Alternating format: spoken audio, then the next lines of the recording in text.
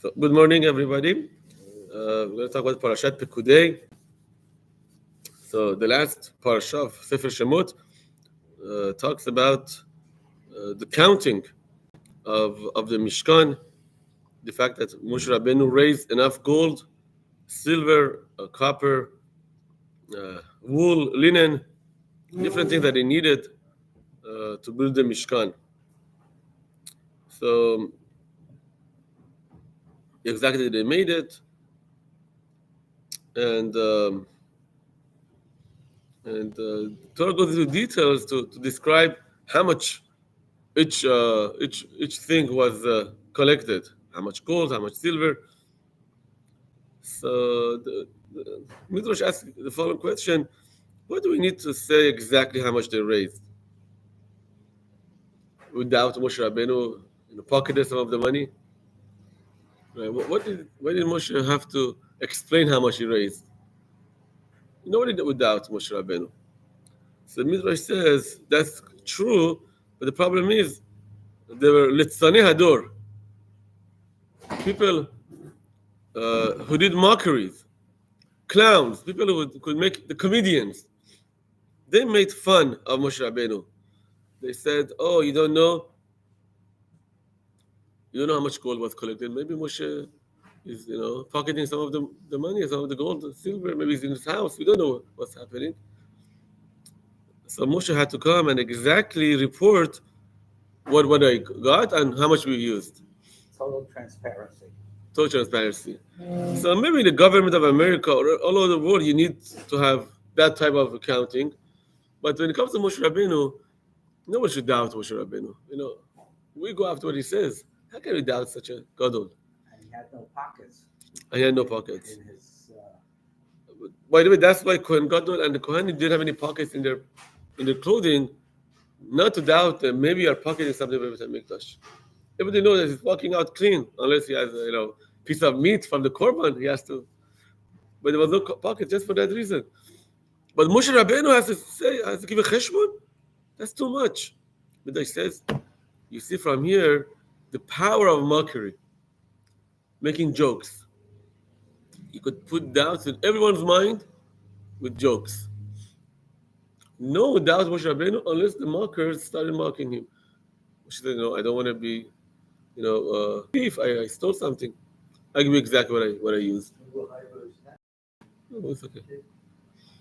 So Midrash says a person could use the power of a joke for a good thing to make people happy, or it could bring down big people.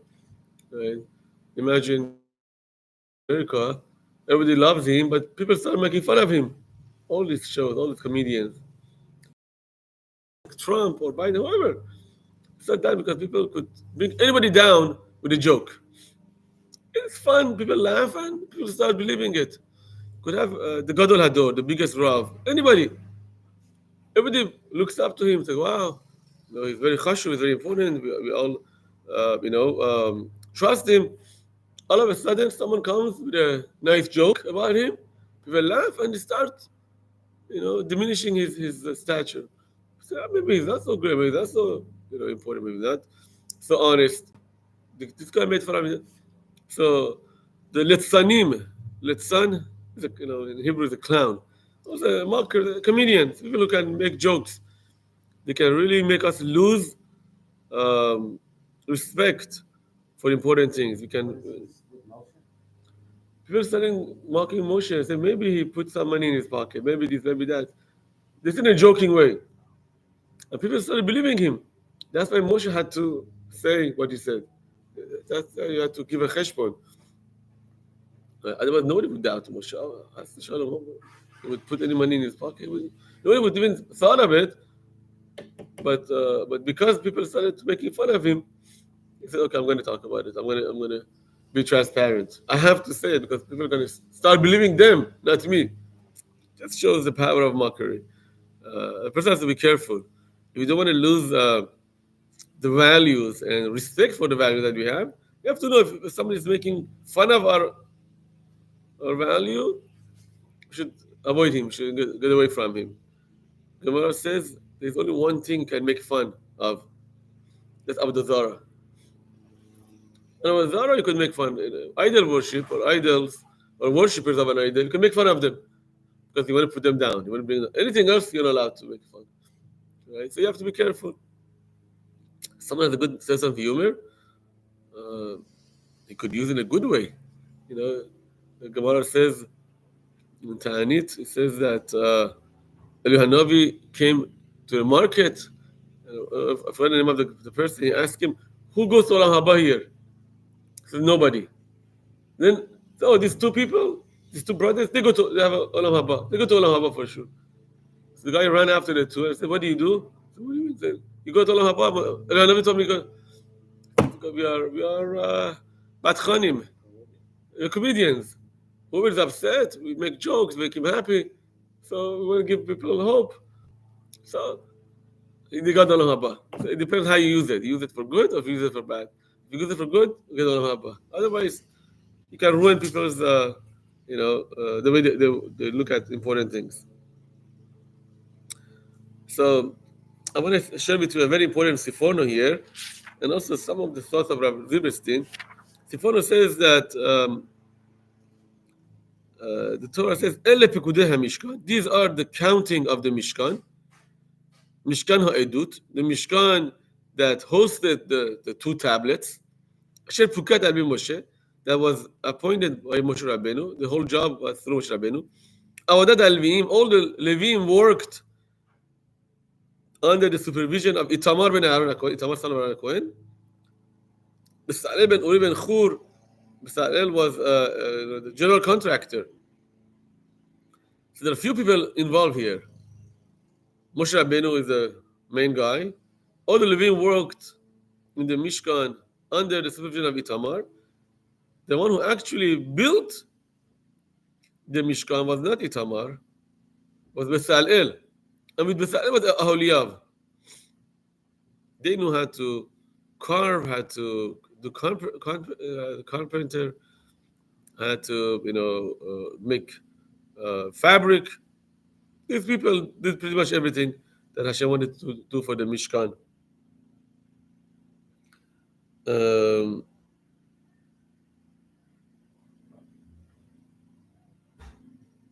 Sifono says, why did Hashem have to go through detail again to say what they made, what they built? We already talked about it for past 4 Parshas. Again, Hashem has to say, what happened, who did it, who was commanded. So, says Sifono, each item was so important that Hashem wanted to call it out. Every appliance over there, every cover, every box, shulchan, mizbeach, menorah, Aron HaEdut, the curtains, the big covers, they were so important in Hashem's eyes that I'm going to say it out loud. That who made them, who was the supervisor, who was the contractor, who was actually doing it, right? Because who were carrying it. I said to Sifono, you know why the Mishkan was never destroyed? Because everything was made in a perfect world. Hashem commanded it. Moshe Rabbeinu was, the main guy in charge. It was the luchot, the tablets. It was Itamar who ran the show. It was Bezalel who did the building. Aholiav helped him. So Gemara says, maybe you think we don't have the Mishkan nowadays. One of the items is destroyed.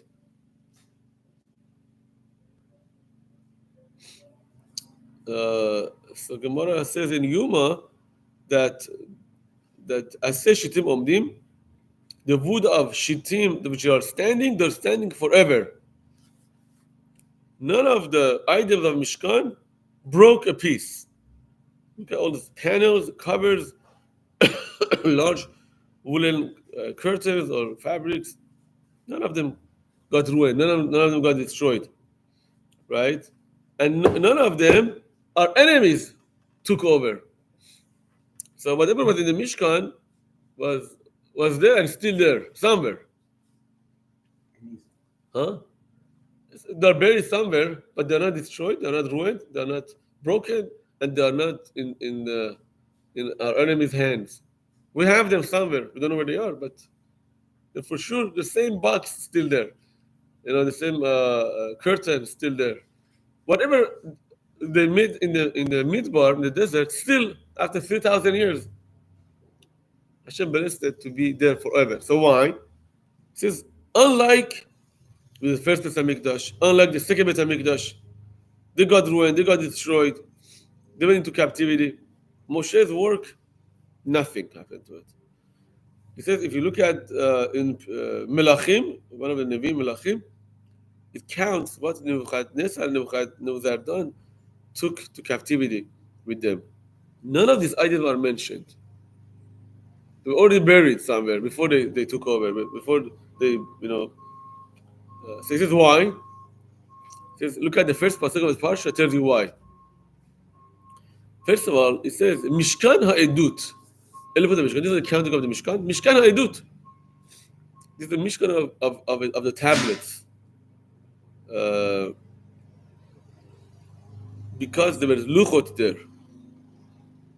The luchot were in the first Mishkan, so that gave a lot of holiness to the Mishkan. Number two, Asher Pukad al pi Moshe. The whole thing was commanded through the mouth of Moshe. Moshe was the commander-in-chief. Second plus. Third, there were Levim working, carrying, right? And Itamar was supervising Levim. And number four, Besalel ben Churi made the vessels, made the appliances. Him, Aholiab, and all the Tzaddikim. So everything that was built in the Mishkan was built by the righteous people of the generation. They did not hire any regular guy off the street, come work for us, come build this, come paint this. They did themselves everything. So that's why Hashem's Shekhinah came in their work, and none of them were destroyed, and none of them fell in the hands of our enemies. There's so much holiness. There was the tablets. There was Moshe Rabbeinu, Itamar, Levim, right? Besalel. No goyim were involved in the make. Hashem's Shekhinah was fully there. Hashem's Shekhinah was fully in the Mishkan. An enemy cannot take that for himself. But first Beit HaMikdash that Shlomo HaMelech made, he hired, even though Hashem told him to do it, and Shlomo was a big tzaddik himself, they hired workers from Tzur. I'm not sure where Tzur is. Maybe it's non-Jews. Maybe maybe Syria, but it's Saudi, maybe from Egypt. I don't know where. He hired work. Even though Hashem's Shekhinah came there were pieces that were broken. He had to fix things up. I don't know. Is a country, is a nation called? Okay. And in the end, our enemies, Nebuchadnezzar and Nebuchadnezzar, took over and put everything on fire. They destroyed it and took things to captivity. So Shekhinah came down in time of Shalom HaMelech, but couldn't help it all the way. Finally, in the end, Goyim took over. They destroyed it. Even before other nations, broke it, things were going wrong there. Peace would fall down. Something would break in the Beit HaMikdash. But in the Mishkan, nothing broke. Everything was perfectly for a few hundred years. Right? From the time of Moshe Rabbeinu till Shalom HaMelech, they're using the Mishkan items. Nothing went wrong. Almost 400 years. Perfect. But Beit Sheni, the second temple, which is the third Mishkan in a way, nothing was good over there. First of all, the luchos were already gone. They were lost. They were hidden. Who commanded it? Not Moshe, not Shlomo. Koresh, Cyrus, right? He was the commander-in-chief. Bnei Levi, the Levim didn't come to work over there. Who were working? All the other nations built it up. So what happened? Hashem Shekhinah didn't come, right? And uh, and basically were destroyed much easier than even the first one. So we have a Mishkan at the highest level, first temple at the second level, and the lowest level was the second temple, right? So now, look at the next Sifono. Sifono says, when you read all the numbers of the gold and silver and copper and all the things that Moshe Rabbeinu raised to build the Mishkan, you think, oh wow, so expensive, so much money, so much gold. $5 million at a time. Just compare that amount of money, very, very small, compared to what Shalom HaMelech used to build the Beit HaMikdash. And first Beit HaMikdash, compared to the second Beit HaMikdash, was even less expensive because there was a guy with the name of Hordos. Hordos was an Eved, was a servant, wasn't even Jewish, fully Jewish. He claimed to be a king. He killed Hashmonaim. He took over, right? He spent tons of money, tons of gold. He made everything most beautiful. But it says, look at Hashem's Shekhinah, where it dwelled. Mishkan the most, less than that, in the second Beit HaMikdash, in the first Beit HaMikdash, and no Shekhinah in the second Beit HaMikdash. To teach you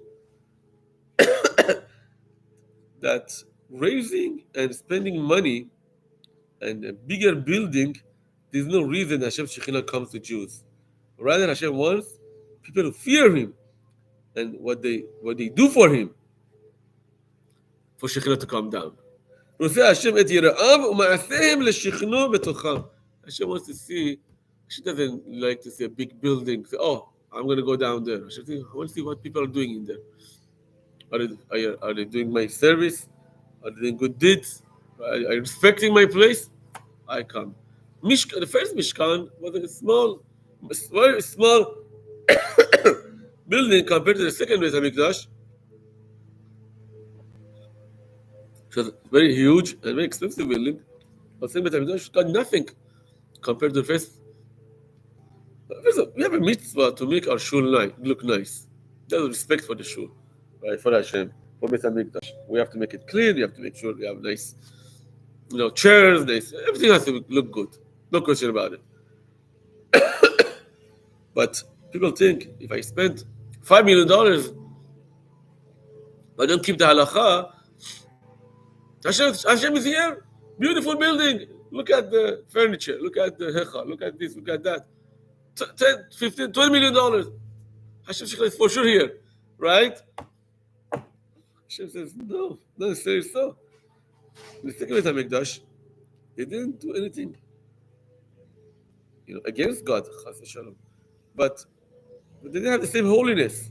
Workers were not Jewish, and people who were in charge were not Jewish even. Mashiach is not going down there. And it will be easily destroyed later on. First Mishkan that Moshe Rabbeinu did, beautiful. It was nice. Nogli, it was small, but it was nice. Nice, some gold, some silver. Hashem commanded, they did. But because their kavanah was so complete, they were doing exactly what Hashem wanted, Hashem Shekhinah was there fully, right? So, I remember once, they built a nice shul. Rabbi Heinemann said, there's no mitzvah to build a big shul. I'm not saying, he didn't mean that he shouldn't make even shul. I think he meant the same thing as before. It depends what you do in the shul. Not, if people come and talk without davening, as we said a couple of times, disrespect to the shul. So what's the point? You made a big shul to talk, right? If people, their cell phone goes off on Shabbat, there's no respect to the shul. So you're happy that you have a big, nice shul. One has to know what. Shul has to be you know, in a way respectful, the way you make it, the way you build it. But more importantly, or most importantly, is what you do in there. You have a mechitza. You're separate between men and women. People talk or don't talk. People are, serving Hashem in the shul. It depends how people are doing what Hashem wants. That's when Hashem Shekhinah comes down. Not just nice big building. So that's comparison of the first Mishkan, the second, which was the first Bet HaMikdash, and the second Bet HaMikdash. Um,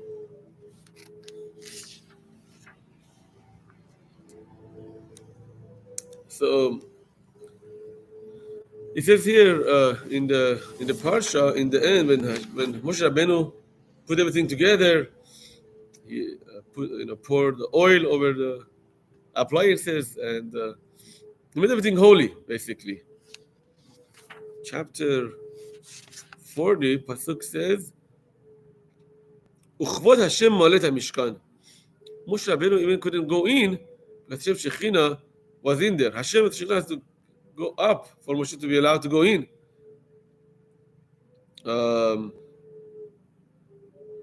Uchvod Hashem malet HaMishkan. It says that honor of God filled up the Mishkan.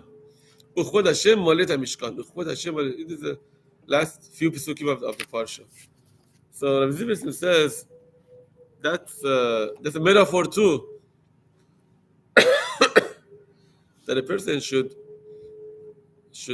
make sure that Hashem's honor is filled in the Mishkan. A person does things that brings Hashem's Shekhinah, fills up the place. He says that somebody who became very religious, was asked, "How did you change your life? What made you become religious?" He said, "I lived in a city." I think he said Haifa, which is not such a religious city. He said, in our building was only one religious guy, only one person in that building.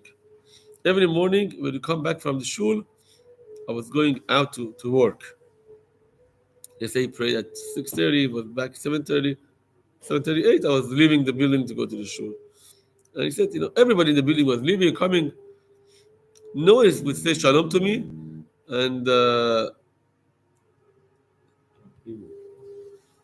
no one should say shalom to me, hi to me, and no one even look at me. This religious guy walked in, always said shalom with a big smile, always with a big smile. I told myself, my next door neighbor doesn't say hi to me, doesn't look at me, right? And he says hi, but there's no smile. What's going on in this life? He's so happy.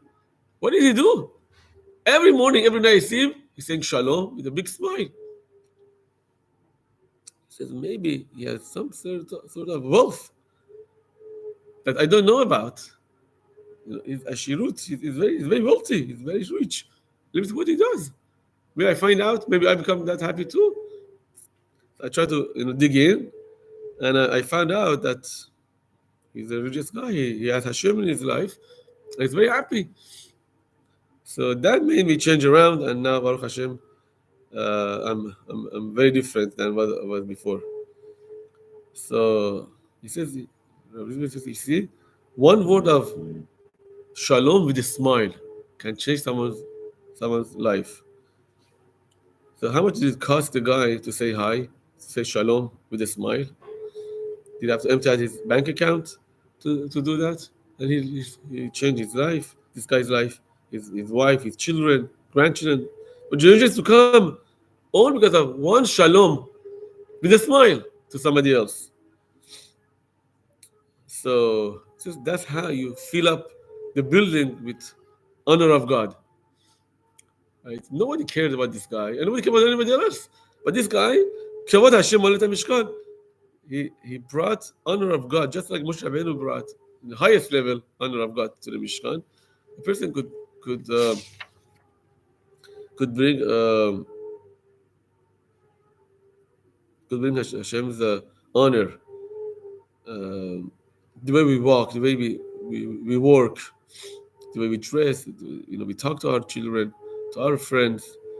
It says in England, there's a very famous yeshiva called Yeshiva of Gateshead. It's not in London. It's not too far, maybe an hour drive, 2 hours drive from London. So he said when they wanted to build the yeshiva, all the neighbors came to fight that we don't want this building to be up. And they had this whole gathering, what they go to court. All the neighbors have to come and talk about it. They like, they don't like. So there was a priest, local priest. Everybody thought if this local priest comes, perfect. He will for sure agree that this issue shouldn't be built. We're going to take him to the court, to that gathering, and we're going to get everyone's signature, and that's it. We're not going to let this yeshiva to, take off the ground. So, to everyone's surprise, the Comer, the priest, got up and said, "There's no way I sign this petition.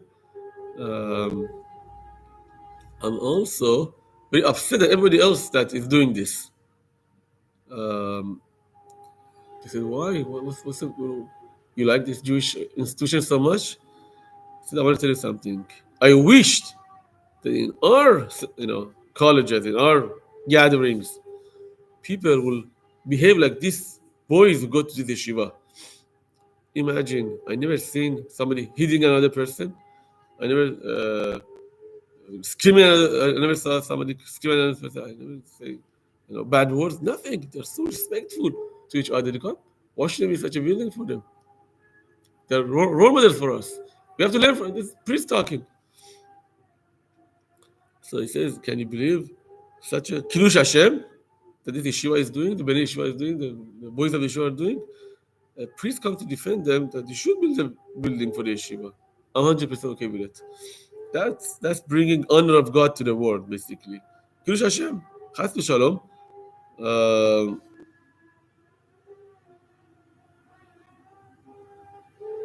Has the other way around. If somebody makes Chilul Hashem, he does things that people hate us, and people say, you see, this is the Torah, and this is what Judaism is all about. I don't want it. He says, I've seen, it doesn't happen here, it would happen in Iran. He says, in Israel, people want to take a bus. So if you are late, you don't catch the bus, the bus leaves, but people run after the bus, and they catch the bus by the light. They knock on the door, please, let me get out. The bus driver is nice enough. He might get in trouble himself, but he opens the bus for people to hop in. He says, I've been on the bus so many times that the guy who is late and the bus driver is stopped by the light for him, he comes up. The guy comes up. He gives the money, but he never says, thank you. And the guy is looking, I stopped my bus for you. You got to say thank you to me. He doesn't say it, but he's just, he's keeping his mouth shut not to say something bad to him. So he says that that's a Chilul Hashem basically. That's embarrassing God. The bus driver says, "Look, I'm sorry for this religious guy." He doesn't say thank you to me. On the other hand, the other religious guy said shalom. He made the guy turn around. So it all depends on how we behave. Our behavior are very, very, very important to bring Hashem's Shekhinah down.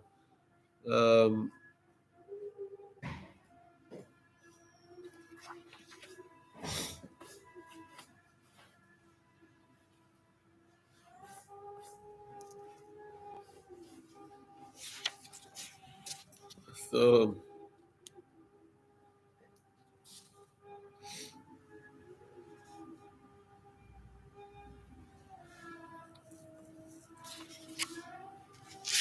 let's see if I saw other stories here.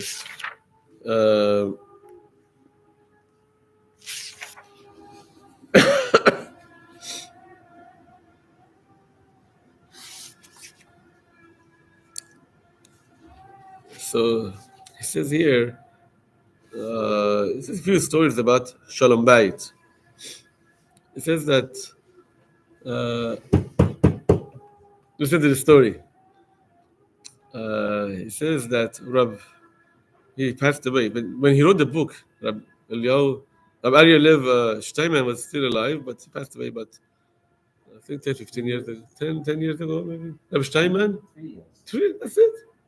That's not more. Maybe 4. So it says Rabbi Steinman went to France to visit few yeshivas in France. And he took a whole group with themselves. Before they left France, he asked them, "What did you guys buy for your wives?" He said, "Nothing. We're busy with with the yeshiva. We're visiting this yeshiva. We're raising money for our yeshiva." He said, "Your wives are back in Israel waiting for you. Think of them. You didn't buy anything for them?" He said, "No, we were busy. Just a few days. So, go back.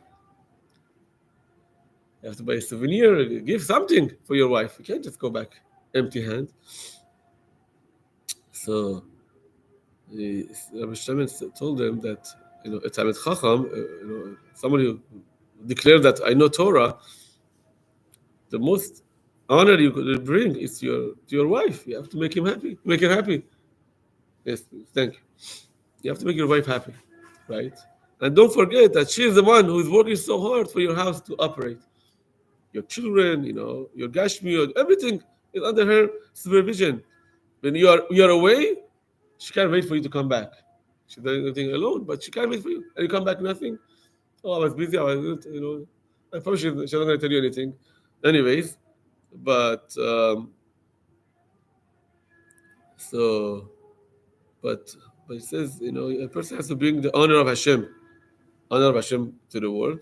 So honor of Hashem is when you come back to your wife, you have something.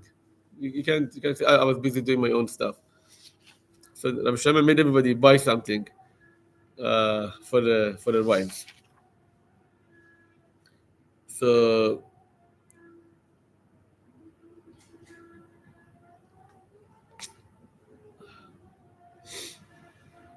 you want to hear a crazy story about Holocaust survivors? It says that a person wants to do what Hashem wants all the time. There was a Rav, this Rav, a Breslov Rav, right? So this Breslov is a Hasidic type, Breslov, Bartichov. I remember that. So this Breslov Rebbe or Rav, he dealt with a lot of his community who came back from Holocaust without a husband. The husband was killed, or they didn't know what happened. They went to him and they said, "Can we get married again?" Right. So first of all, the Beddin has to do a research based on what the wife says. When was he seen last? Was in this camp, the other camp? Did they kill people there? In Israel? In Israel, even in America too. When something happens to the husband, they have to verify. This is in Israel. Yes. So this best Rav, he says he had a lot of Yirat Shamayim, a fear of God. We do a very big research. And once they told his wife he could get married. This lady, you could get married, remarried. Your husband is dead. We can assume that your husband is dead. You could get remarried. So he said they invited him to the wedding too. She was getting married. And the night before, he asked more questions. What did you say about him? What was his family? That family? So, end of the story, to make a long story short, the day of the wedding, he went to another part of Israel, very far. 6 years ago, there was no internet, there was no Facebook. How could people connect? They didn't know. My wife is alive, not alive. They didn't know. But only handwriting. How can you find out? Few 100,000 people whose husband is alive, whose wife is alive. And the husband still alive and well, let's say southern Israel, somewhere else. He put the wedding on the hold. Said, "Let me get your husband back for you." He brought back the husband. Everything perfect. Said, "This is your wife." She was going to go under the chuppah tonight. I stopped her, right? So he said, "Someone wants to do, Hashem's will. He has Yirat Shamayim. He has a real fear of God. I'm not going to let this happen. Even though the Bedin told her she could get married, but there might be some questions that they were not.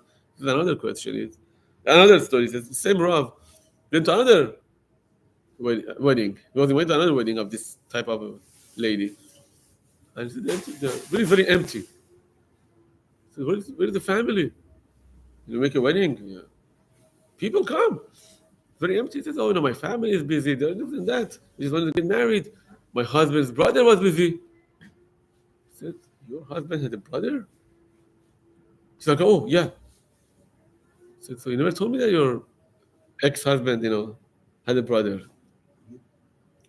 You told me he died in somewhere in Europe, right, in the Holocaust.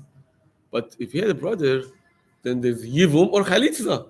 How can you marry another guy before you get Khalitza? Let's say they're not gonna get married, but you have to do Khalitza.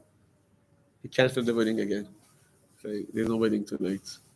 The day of the wedding, he canceled the wedding. He said we have to make sure the brother comes, gives you Khalitza, right, and then in a few months you could get married. Um,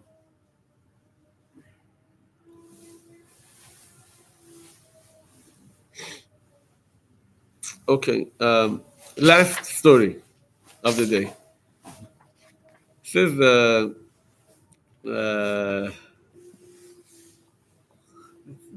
it's not related to the Parsha, but it's a life lesson. A person works l'shem shamayim for God, or it works for money. He says that in a neighborhood,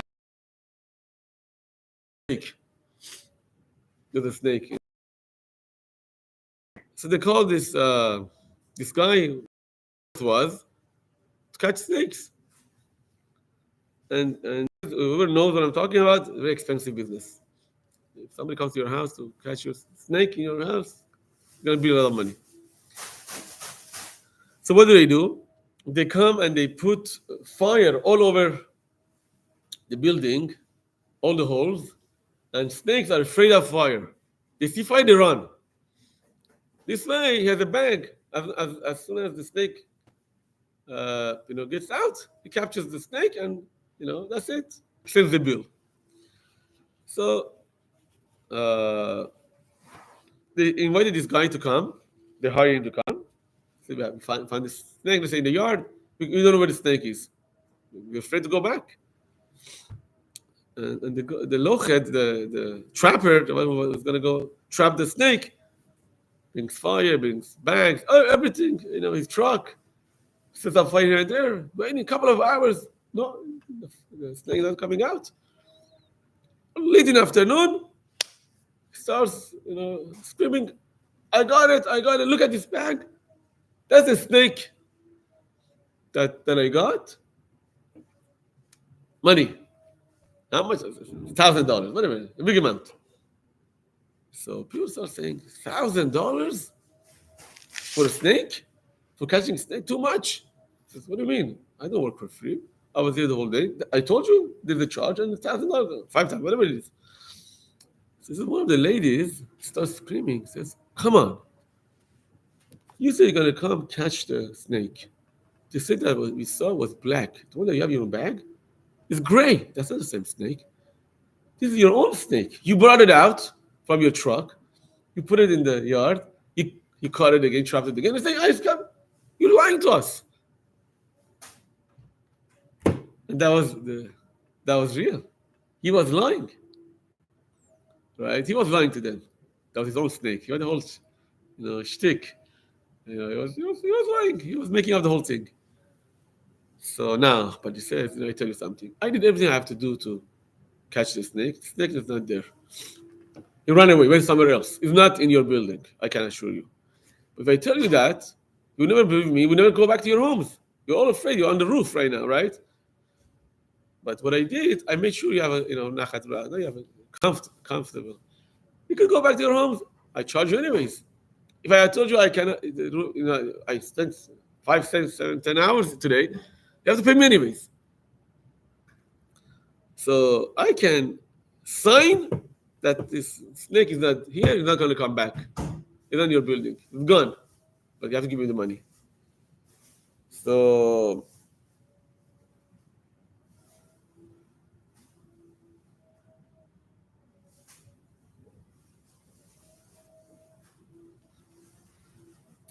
So the question goes to Rabbi Zilberstein, do we have to actually pay him or not? Right? It's called Geneva Dat. Geneva Dat means stealing someone's mind. You're lying to us. You do us a favor, but that's not what we wanted to. We hired you to catch the snake, but snake left. So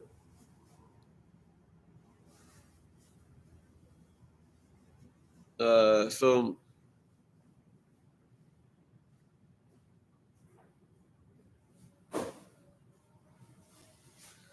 he says, they asked me with a different question. Somebody else asked me another question. He says, there was a bottle of drink, right?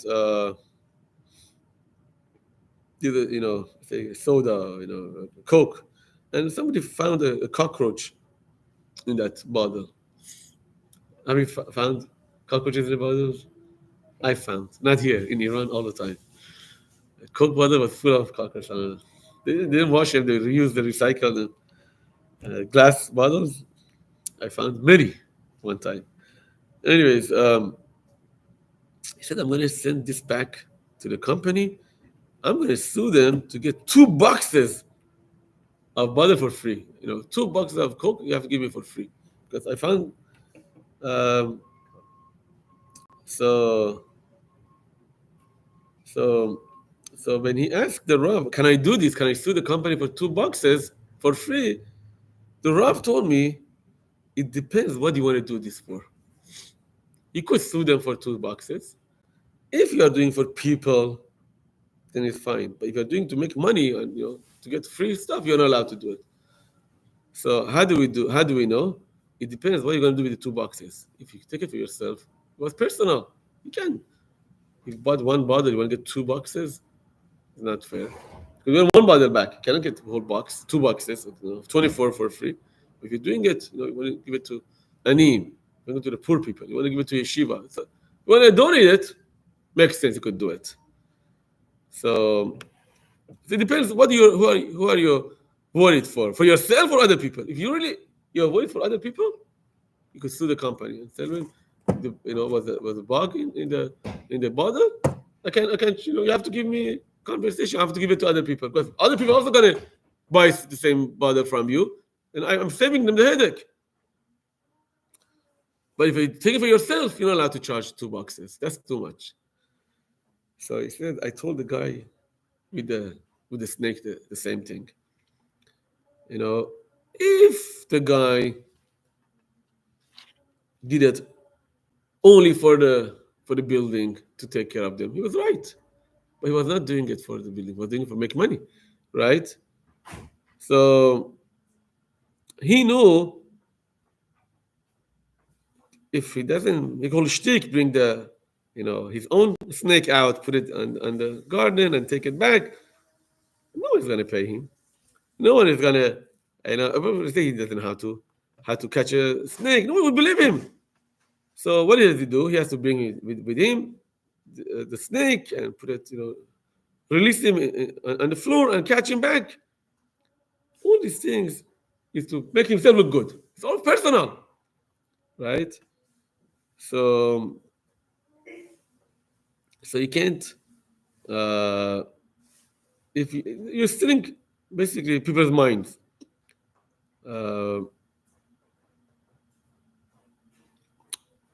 If someone was doing this only to make the neighbors feel good about themselves and feel good to go back home, you would say you're doing okay. Kol hakavod, have a nice day. But he's doing it for money. You can't trust him, right? It's asur. You can't steal people's minds. What if you told them from the beginning there's no snake there? When, Should I go and pay? I think nobody would believe him. We just saw it. But all he did all day, it was to benefit himself, to make himself professional. I found it. I also get benefit. Chafetz Chaim says, it's asur, it's not allowed to say lashon hara about somebody else, unless it's for to'elet, it's for benefit. Let's say somebody has a problem. You don't have to tell people he has a problem. unless the guy wants to get married to the guy or to the girl, right? So, she's going to lose, Khakshoor, she's going to get a big problem in her life. You're allowed to say, that's not Lashon Hara because it's something bad about the guy, but it's a to'elet. To'elet means fayedeh, means like, it's a benefit. Says Lashon Hara, that's only if you don't get any benefit from that story. If by saying it, you're also getting benefit, there's no question it's asur. Because the only heter, the only permission for a person to break the big sin of Lashon Hara is because there's a toilet, there's something good coming out of it. But it's who said? But when he's getting benefit himself, he can't prove that he's for sure doing it only for the benefit of the guy. But he's doing it for himself. He likes that story. He wants to say it because he gets benefit from it. So here too, when the guy, this is a very, very big lesson for life. That it depends what we do. If we do it for ourselves, very questionable, right? We do it only for other people, then the person, we can assume he has a good intention, because it's not, it's not. How do the politicians talk? I'm doing it for you. I'm doing it for the country. I'm doing it for my people. How myself? No, I'm not included. Why people are doing things. So you can't believe them when their own benefit is on the line. When there's somebody doing really, really for somebody else, you can say, Chazak Baruch, great job. You're doing a good job. Okay, so there are some lessons from this week's Parsha. Baruch, have a great day. Rabbi, what's that? Shabbat Shalom. Rabbi. Lefami.